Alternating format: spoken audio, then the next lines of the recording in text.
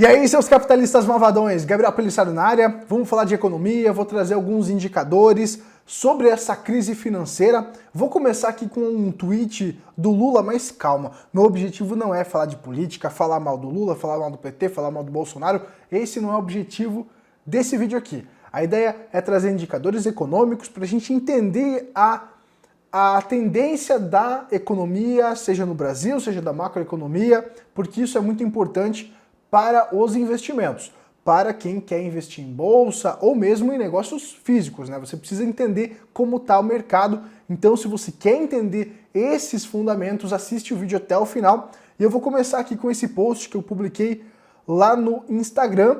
Se você ainda não me segue no Instagram, @gspelissaro, vamos bater 1000 seguidores, que eu vou começar a postar lá conteúdo diretão para vocês. Então, dá essa força. E o nosso querido ex-presidiário Lula comentou o seguinte no Twitter dele, né? Eu não vejo outra saída para o Brasil se o governo não tomar a decisão de produzir dinheiro novo e alargar sua base monetária.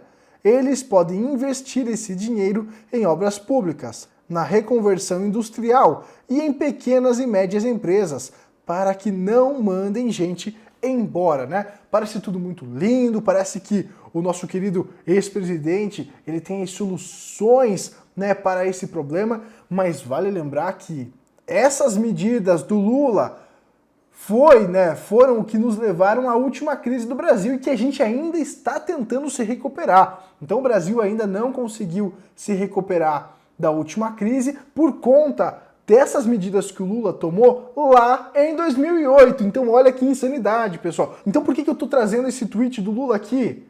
É porque a gente tem que analisar o que aconteceu na história. Essas medidas keynesianas que o Lula defende, medidas das alavancas estatais, que a gente já comentou em alguns outros vídeos aqui do canal, é o que levou o Brasil a uma crise e ele quer repetir o mesmo erro. É uma insanidade, mas é o que a gente fala dos 3 ciclos da crise. O que eu acredito que sejam os ciclos que a gente ainda vai ter, né? Então o primeiro é o vírus que estoura a bolha, o segundo é os indicadores da indústria, do consumo, desemprego, que vai levar então a um desânimo, né, por parte dos investidores. Se o povo não consome, se a economia está travada, você não consegue crescer. E aí a terceira onda, que é a onda política, aonde os nossos queridos representantes vão começar a tomar medidas para um tentar derrubar o outro. E aí é o jogo sujo da política, né? Vale tudo, né, pessoal? Inclusive falar bobeira sobre economia. Então olha só, vamos continuar o nosso giro. Continuamos falando sobre as consequências aí políticas. Mandetta admite que deixará o Ministério da Saúde e comenta, né? Já chega, né? Então Mandetta aí, toda aquela questão lá do Bolsonaro, até ele comentou aqui o seguinte: Mandetta se disse cansado após 6 meses de trabalho na tentativa de conter o vírus. 60 dias tendo de medir palavras, segundo ele. Você conversa hoje, a pessoa entende, diz que concorda, depois muda de ideia e fala tudo diferente. É claro que essa pessoa que o Mandetta está se referindo aqui é o Bolsonaro, né? Você vai, conversa, parece que está tudo acertado e em seguida o camarada muda o discurso de novo. Já chega, né? Já ajudamos bastante, afirma o atual ministro da Saúde. E aí, pessoal, é o que a gente falou ali das ondas, né? Então, nesse furdunço todo, fica tranquilo, não é só o vírus. Tem muito interesse por trás, seja interesse econômico ou interesse político. Você acha que o PT não tá feliz pra caramba de tudo que tá acontecendo? Você acha que em 2022 eles não vão usar os dados econômicos, usar esse discursinho aqui na reeleição ali, talvez lá na eleição, né? Talvez lá do Lula não pode, mas um Haddad da vida, um Poste, né? Quem sabe um Ciro, não sei.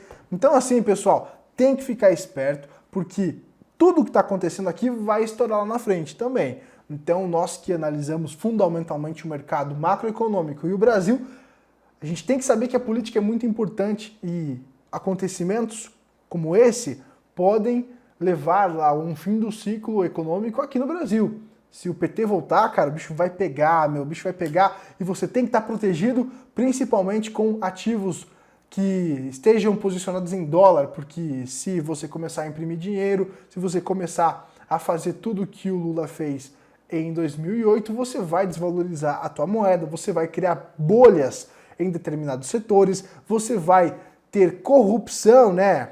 Vide tudo o que aconteceu ali porque você acaba beneficiando os amigos do rei. Então tem que ficar muito esperto, pessoal, e nesses momentos é importantíssimo ter uma carteira antifrágil de investimentos. Se você quer conhecer a minha carteira, onde a gente diversifica os ativos em renda fixa, renda variável, estratégia de metais e até mesmo opções. A gente começou a se posicionar novamente em opções de put, apostando contra o mercado. Se você quer receber esse conteúdo, acessa o link aqui da descrição da Apoia-se e confira a nossa carteira antifrágil, né, pessoal? É uma oportunidade para se proteger do que está por vir nesse ciclo e no próximo. Então imagina se o PT volta ao poder, o que vai acontecer com a economia, né, pessoal? Vamos lá. STF dá poder a estados para atuar contra o vírus e impõe revés a Bolsonaro. Em sessão na tarde de hoje, o Supremo Tribunal Federal reafirmou o poder de governadores e prefeitos para determinar medidas restritas durante a pandemia do vírus. A decisão também estabelece que estados e municípios podem definir quais são as atividades que serão suspensas e os serviços que não serão interrompidos. A decisão esvazia os poderes do governo Jair Bolsonaro sobre a definição de quais atividades não poderiam ser afetadas pelas medidas de isolamento. Então quer dizer o seguinte, os estados e municípios do Brasil podem fazer o que eles acharem ideal na questão de isolamento. Pode fechar tudo. Então é uma decisão muito fácil para os governadores e prefeitos. Porque se a curva começa a cair, ele vai falar que a curva só caiu porque ele tomou as medidas difíceis do isolamento. Agora, se a curva continua a subir, pelo menos ele fala, né? Bom, a gente fez tudo que a gente podia, né? Então imagina se a gente não tivesse feito isolamento, ia ser muito pior. Então essas medidas politiqueiras que a gente tem que ficar atento, tá, pessoal? Então, enfraquecendo novamente o presidente, então, claro que vai haver consequências políticas e econômicas, perda de confiança de investidores no Brasil e também na moeda. Vamos ficar esperto e proteger o nosso patrimônio, pessoal. Olha só, com o coronavírus, a economia global deve ter pior desempenho desde a Grande Depressão, diz FMI. Para o Brasil, o Fundo Monetário Internacional estima que o PIB deste ano vai encolher 5,3%. Se a nova previsão do fundo se confirmar, o país deve colher o pior desempenho econômico desde 1901. Pelo menos, né? Vale destacar aqui que eles dizem pelo menos. O que o Brasil era em 1901, cara? Era um matagal, capim puro, meu. Eu não faço ideia o que era o Brasil em 1901. E os caras estão falando que isso pode levar ao pior desempenho econômico desde 1901. Olha que momento insano. Enquanto isso as bolsas sobem, tá tudo bem, tá tudo tranquilo. Vamos ficar esperto, vamos ficar de olho nos fundamentos, pessoal, porque é uma insanidade o que está acontecendo, tem muito conflito de interesses. E olha esses gráficos aí que eu vou deixar na tela. Os gráficos que mostram a queda recorde do índice de confiança do brasileiro e o impacto na economia. Números apontam para uma queda historicamente grande da atividade no segundo trimestre de 2020, aponta Goldman Sachs.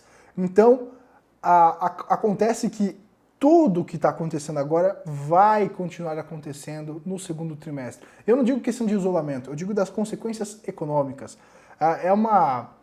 Parece que um conto de fadas imaginar que tudo isso que aconteceu agora vai fazer com que a economia suba em V. Eu não acredito nisso. Posso estar errado? Posso. A economia pode subir em V? Pode. O governo pode começar a imprimir dinheiro, isso não vai gerar inflação e todo mundo vai voltar a consumir magicamente? Pode. Eu não sei, eu não sou dono da verdade. Eu estou apresentando os fatos aqui para vocês. Eu não acredito que isso vai acontecer. Tudo tem uma consequência. Se você imprime dinheiro para estimular o consumo e não aumenta a produção, você tem inflação. Consequentemente, você desvaloriza a tua moeda. Se você abaixa os juros para estimular a produção, artificialmente, você desvaloriza a tua moeda porque o investidor sai do Brasil, porque não vale a pena você deixar o teu dinheiro investido em dívida, aplicado na dívida do Brasil, sendo que o Brasil é um país de risco elevado, e aí ele paga essa mixaria de 3,75 e estão vendo agora para reduzir, né, a taxa Selic. Então é uma redução de juros artificial, e aí o investidor acaba saindo, desvalorizando a moeda, reduzindo os investimentos no país. Então essas são as consequências, pessoal, que a gente tem que estar ligado, não só olhando os indicadores no curto prazo, mas para o longo prazo, porque o objetivo aqui do canal e da carteira antifrágil é proteger os ativos no longo prazo também. A gente quer ganhar dinheiro, a gente quer que eles se valorizem, mas, pessoal, a gente quer, acima de tudo, proteger o patrimônio. Então o objetivo desse canal aqui é mostrar esse fundamento, é mostrar essas ideias, e a gente tem que ficar muito ligado nos indicadores e não nos deixar aí levar pelas emoções do momento. Vamos continuando aqui. A Argentina adia pagamento de dívida local por vírus. E a agência de classificação de risco rebaixa país. Fitch rebaixou nota de crédito de longo prazo da Argentina de CC para default restrito. País tenta renegociar 83 bilhões de dólares em dívida em moeda estrangeira. Olha os nossos vizinhos argentinos aí, como se eles não tivessem já quebrados antes da crise, né? E aí, se um país como a Argentina, né, que para os americanos, tudo América Latina, tudo o mesmo bolo, se um país desse quebra, dá um default, dá um calote, isso aumenta mais ainda a desconfiança em cima de países latinos, países emergentes como o Brasil.